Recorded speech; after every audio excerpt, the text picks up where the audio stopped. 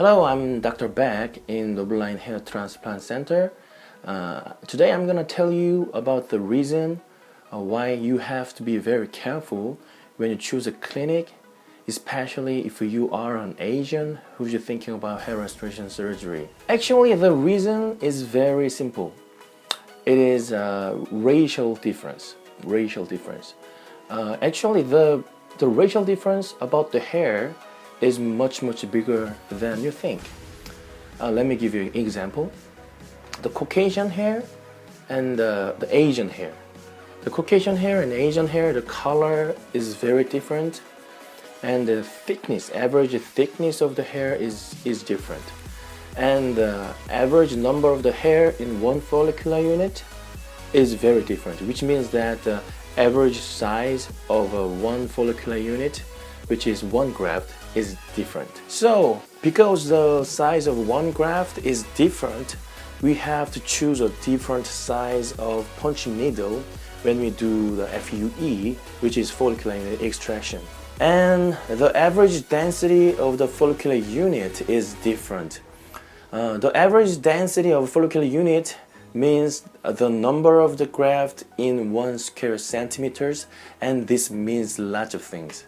In a donor area, because the average density of the follicular unit is different, the number of the graft that we can harvest without damaging the donor area is different. In the recipient area, because the average density of the follicular unit is different, the number of the graft that we have to transplant to cover the specific area is different from the races. And the skin tension and the scar formation after the surgery is very different, which is very important factor in doing the hair transplantation surgery. And the optimal hairline design for the patient is different. The optimal hairline design for Caucasian is a little bit M-shaped, which means that they have a temporal recession in the hairline.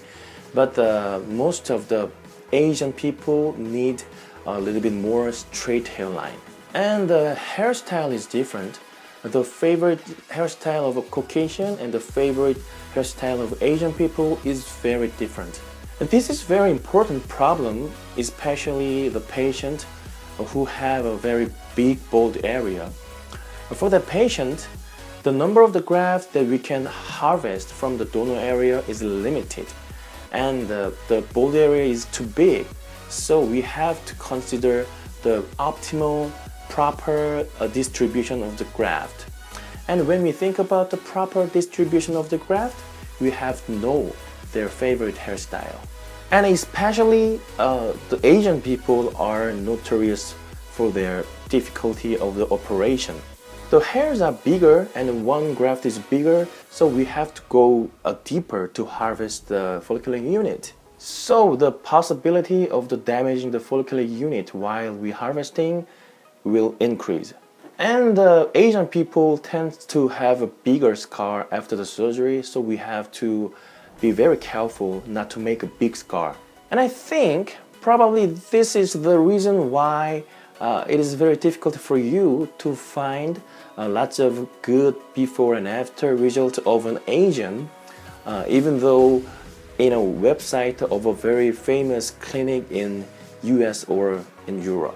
So, if you are an Asian who's thinking about hair restoration surgery, what you have to do is make a list of the clinic that you want to go, and then visit each clinic's website or YouTube channel and compare the number of the good before and after Asian cases, not Caucasian cases or black cases or Hispanic cases.